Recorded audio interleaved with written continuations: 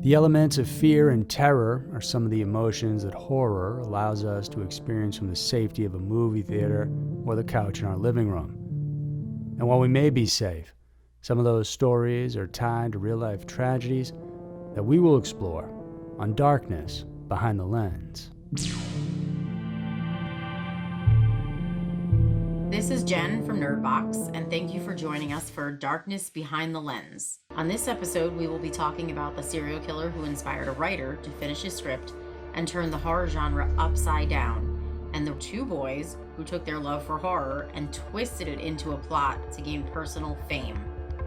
Wes Craven's Scream released in December of 1996 and follows a group of high school students who are dealing with the fallout of two of their classmates being brutally murdered by a killer wearing a Ghostface mask.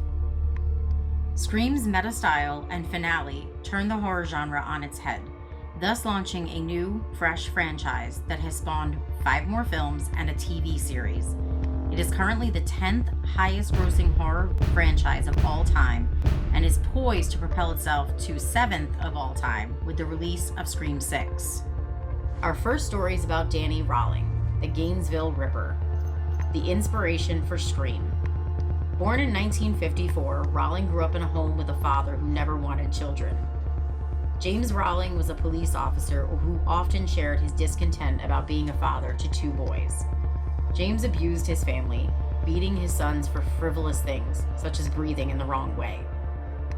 Danny was the oldest of the 2, and the abuse began at a young age, having once been beat for crawling the wrong way as a baby. James's reign of terror was not only physical, but mental too. His wife once left after he tried to convince her to cut herself with razor blades. He would frequently beat their dog in front of them until one day it died in Danny's arms. Danny struggled to adapt to society as he grew up. He turned to drugs for an escape, but struggled to hold a job, leading him to eventually join the military, only to be later discharged for his drug use. He got married at 19, but it quickly ended 4 years later after Danny threatened to kill his wife. He soon began to find and rape women who resembled his wife in 1977. Still unable to hold a steady job, he turned to petty theft and armed robberies, causing him to be in and out of prison across multiple states. After serving 3 of his 4-year sentence, Danny was paroled in July of 1988 and moved back home with his parents. On November 4th, 1989, distraught after having lost another job, he broke into a home where he murdered Julie Grissom, her father Thomas, and her nephew Sean, who was visiting for the weekend before turning 9 2 days later. Echoing his later killings, Julie was found stabbed at least 3 times, and her body was arranged face up with her legs spread on the bed, revealing bite marks. Her body was doused in vinegar to contaminate any evidence left behind. Police had no leads and no suspects, despite Danny only living 10 minutes away from the Grissom home. 6 months later, after getting into an argument with his father over his car windows being rolled down during a rainstorm, Danny shot his father in the head, robbed his neighbors, changed his name to Michael Kennedy Jr., and fled the state. He arrived in Florida in May of 1990, where he set up a tent in a wooded area behind the University of Florida. Later that year, during the start of the fall semester and over the course of 4 days, from August 24th through the 27th, Danny raped and killed 4 women and killed 1 man.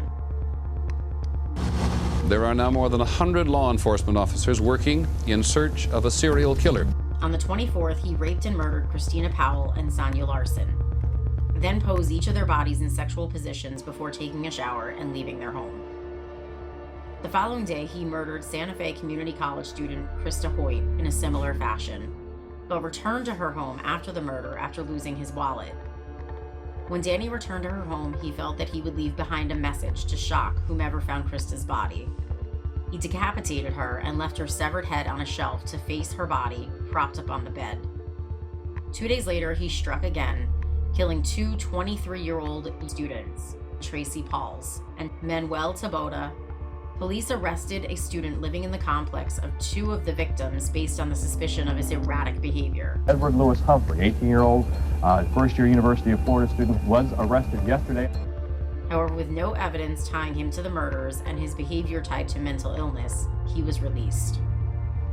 Police continued their search over the next several months, unaware that Danny was already in custody. Less than 2 weeks after the murders, Rawling was arrested after robbing a grocery store and crashing his car while trying to escape from police. Florida investigator Don Main traveled to Shreveport after learning about the similarities of the Grissom murders, where they were able to link DNA between all the murders.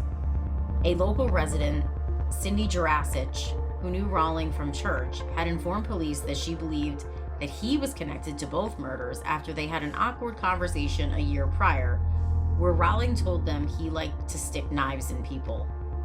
TV20 has learned while task force officials were investigating here, they are also in Louisiana looking at a murder almost identical to the murders here in Gainesville. After the tip, Gainesville police then reviewed evidence they had taken from Rawling. A few of the tools he had matched the type of tools used in the murders. They soon discovered his camp outside the university, where they found several audio diaries where Rawling discussed the crimes. Danny Rawling was eventually executed on October 26, 2006. The death of Cassie Stoddart. There should be no law against killing people.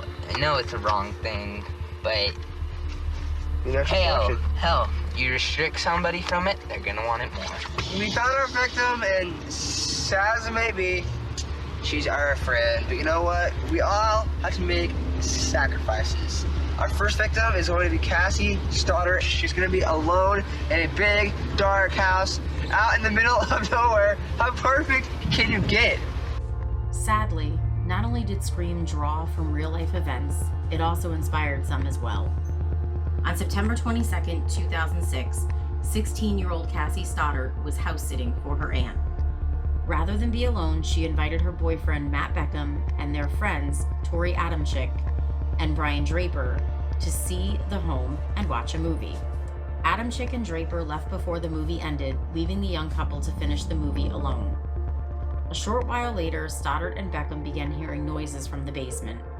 The power went out briefly, and her aunt's dog stood at the top of the basement steps looking down, growling, and periodically barking, frightening Stoddart.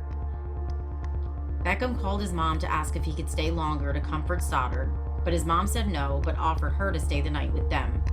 Stoddart turned down the offer because she felt it was her responsibility to watch the home since she was being paid by her aunt to stay there.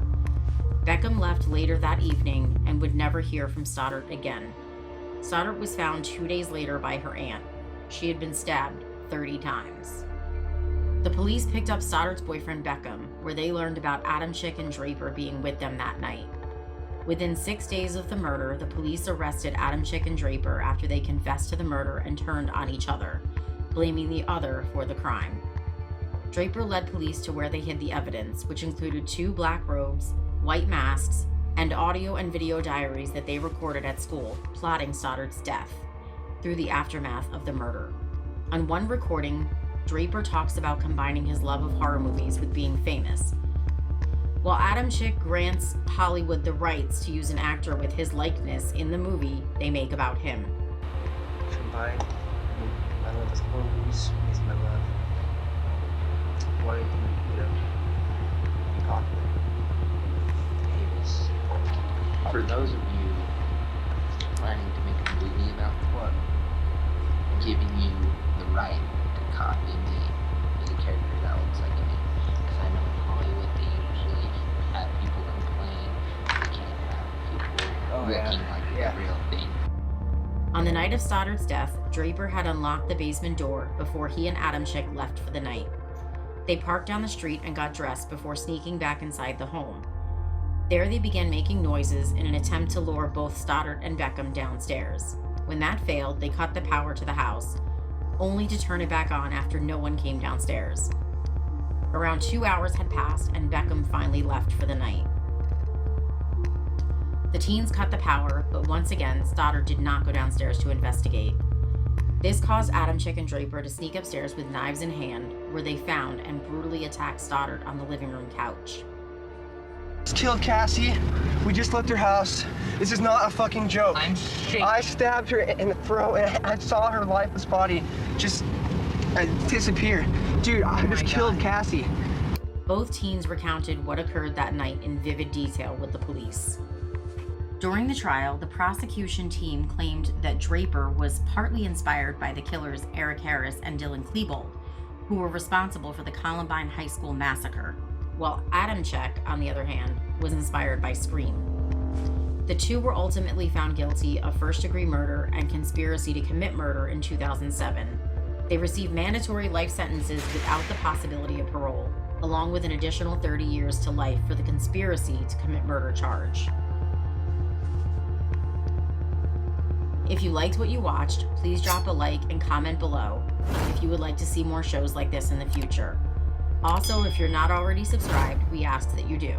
Each like, comment, and subscriber helps our channel, and we appreciate the support. Thank you for joining us, and we hope to see you real soon on Darkness Behind the Lens.